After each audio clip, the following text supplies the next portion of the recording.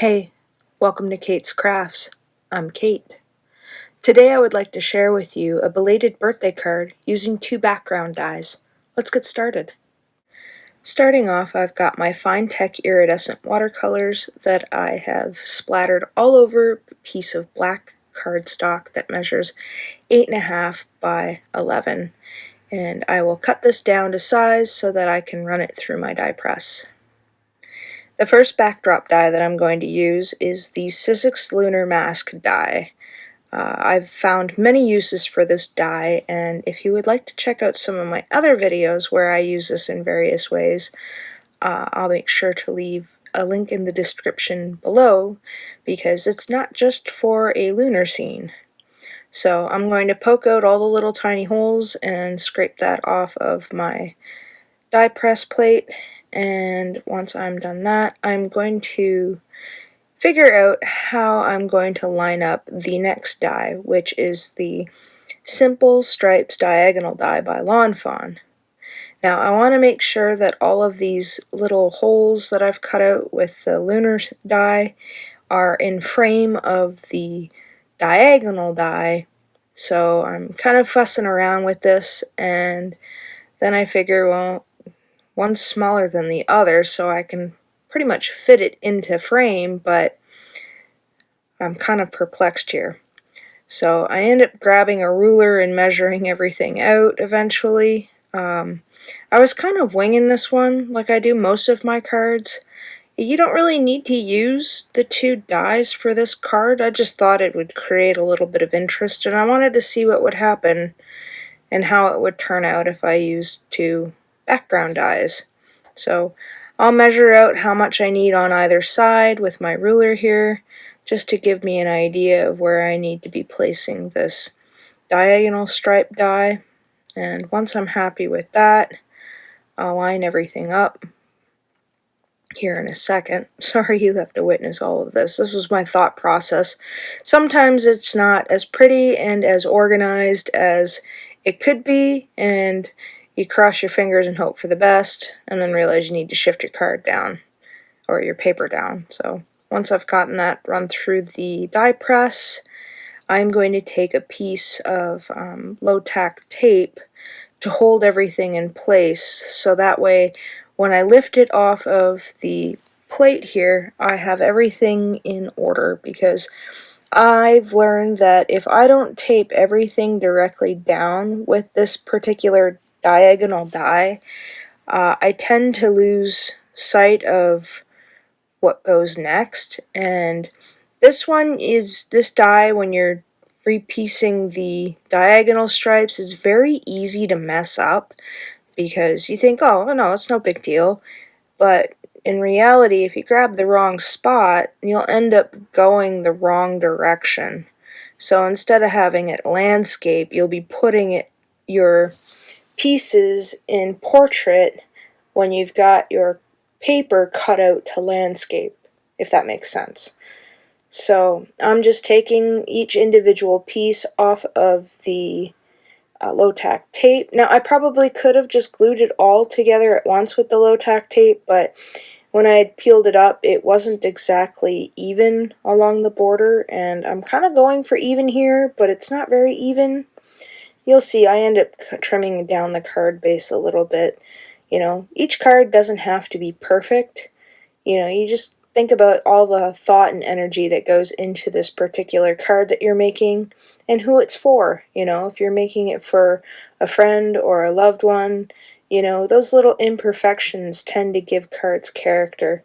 You know, we're not Hallmark, you know, we're handmade kind of thing. So keep that in mind every time you think it's not perfect. You know, it doesn't have to be. It's a form of art, right? So once I've laid down that last piece, I'll make sure that everything is mashed in together. And I'm going to take this piece of Fawn Pearlescent Vellum that I had in my stash. It was just an extra piece that I had that I used on a different project, and I thought it'd be kind of neat for almost like a banner across the way. And here I have some of this, I believe it's the gold shimmer Recollections brand paper. I have a whole bunch of it. I really like how pretty it is. And I thought it would look neat with the vellum, kind of offset a little bit of that green color in it.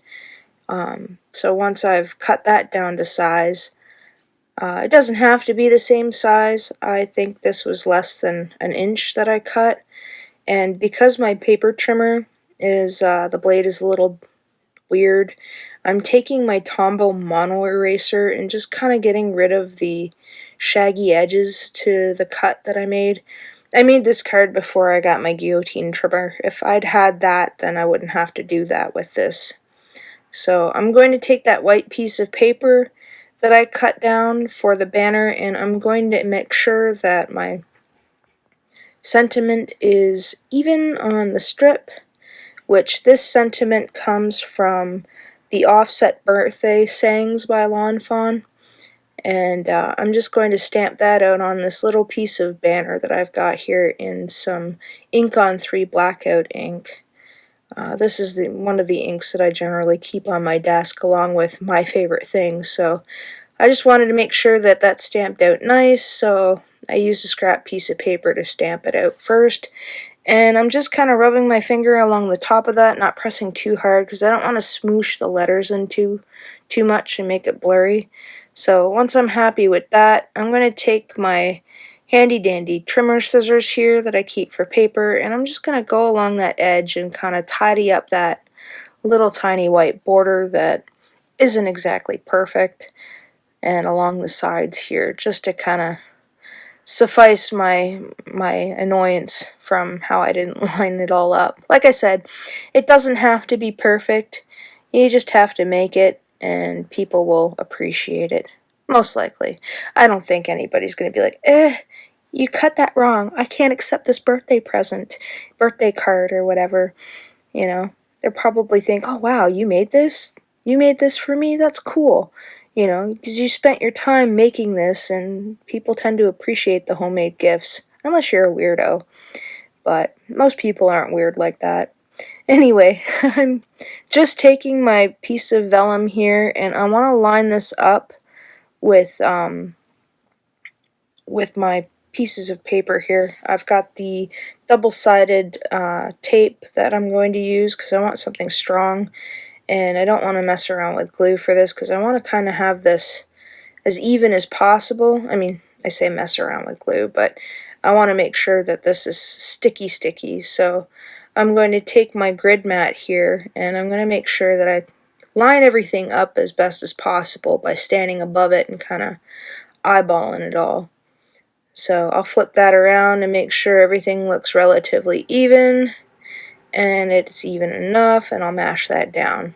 And then next I'll just take my little birthday sentiment here, add a little bit of glue, and I'll do the same for it. But always make sure that you're putting it down on the right side of the card, because you don't want to put it down upside down. So it's always best to check. And I didn't check, but sometimes I do. And sometimes I don't, and sometimes I make the mistake. But I'm going to trim off that a little bit more, just to make sure that that's nice and even. And once I'm done that, I'm going to add in my little sentiment on the inside. So the outside I'll say, is it too late to say? And then when you open it up, it will say, happy birthday. And sorry, I forgot. So once I'm happy with how I have all of that lined up, I'll close my MISTI door, and I'll grab my ink on 3, and I'll stamp that up again. And I want to make sure that all of that's nice and stamped, put that off to the side, and then I'll push hard on this one because I want to make sure I get a good impression. So you can see here I forgot. Which will be a belated birthday card, which I don't have too many of in my stash.